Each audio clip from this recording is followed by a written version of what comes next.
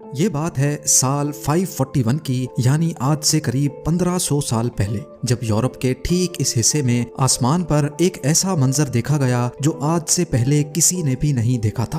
عجیب شیپ کے کافی گھنے اور کالے بادلوں نے آسمان پر ڈیرا ڈال دیا تھا، اور یہ اتنے گھنے بادل تھے کہ انہوں نے سورج کی روشنی کو بھی پوری طرح سے روک دیا تھا۔ پہلے تو یہ سمجھا گیا کہ یہ بادل بارش برسا کر غائب ہو جائیں گے، لیکن ایسا سوچنے اور سمجھنے والوں کو کہاں معلوم تھا کہ یہ بادل کچھ ایسا کرنے والے ہیں جس کو ہمیشہ کے لیے یاد رکھا جائے گا۔ یہ پورا علاقہ اس دور میں ایسٹرن رومن امپائر یا پھر بائزنٹائن امپائر کے کنٹرول میں تھا، جہاں کی کیپٹل سٹی کانسٹینٹینوپل تھی، جس کو آج استنبول کہا جاتا ہے۔ اور یہ عجیب و غریب منظر بھی استنبول یعنی اس وقت کے کانسٹینٹینوپل میں ہی دیکھا جا رہا تھا۔ کچھ گھنٹے گزرے، پھر کچھ دن، اور پھر کئی ہفتے، لیکن یہ انوکھے بادل نہ ہی برس رہے تھے اور نہ ہی آسمان کو چھوڑنے کا نام لے رہے تھے۔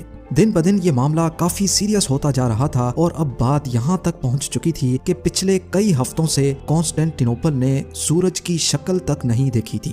لیکن کس کو معلوم تھا کہ یہ سب تو صرف ایک شروعات تھی، کیونکہ آگے جو ہونے والا تھا وہ کسی کے وہم و گمان میں بھی نہیں۔ ناظرین، ایئر 541 میں کانسٹینٹینوپل پر ایک بہت بڑی مصیبت آ چکی تھی۔ اس دور میں بھی یہاں 10 لاکھ سے زیادہ لوگ رہتے تھے، اور پچھلے کئی ہفتوں سے بادلوں کے سائے نے سارے لوگوں کو کافی بے چین کیا ہوا تھا۔ لیکن معاملہ تب مزید سیریس ہو گیا جب یہاں ایک ایک کر کے لوگوں کے مرنے کا سلسلہ شروع ہو گیا۔ جی ہاں، چلتے پھرتے لوگ بالکل ٹھیک ٹھاک حالت میں کھڑے کھڑے گر جاتے تھے، اور پھر کچھ ہی دیر بعد ان کی سانس نکل جاتی تھی۔ یہ معاملہ دیکھ کر ڈرے اور سہمے ہوئے لوگوں میں افراتفری پھیلنا شروع ہو گئی، کیونکہ ان کا خیال تھا کہ شاید اب دنیا کے ختم ہونے کا وقت آ چکا ہے۔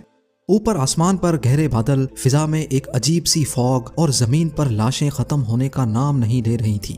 گرمیوں کے موسم میں سخت سردی پڑنا شروع ہو گئی، اور برف باری اتنی شدید ہو گئی کہ نہ ہی لوگوں کی فصلیں بچیں اور نہ ہی جانور اور پرندے۔ اس وقت کے بائزنٹائن ایمپرر، جن کا نام جسٹینین تھا، انہوں نے لوگوں کو پرسکون رہنے کا حکم دیا، اور یہ کہا کہ جو لوگ اچھے کام کرتے ہیں ان کی جان کو کچھ نہیں ہوگا۔ ایمپرر کے اس بیان نے لوگوں کو مزید بے چین کر دیا تھا، کیونکہ یہ بیماری نہ ہی اچھے انسان کو دیکھ رہی تھی اور نہ ہی برے کو۔ روزانہ ہزاروں کی تعداد میں لوگ مر رہے تھے، جن کو ایک ساتھ ہی بڑی بڑی قبروں میں دفن کیا جا رہا تھا، اور اب نوبت یہاں تک پہنچ چکی تھی کہ یہاں کھانے پینے کا سامان بھی ختم ہونے لگا تھا۔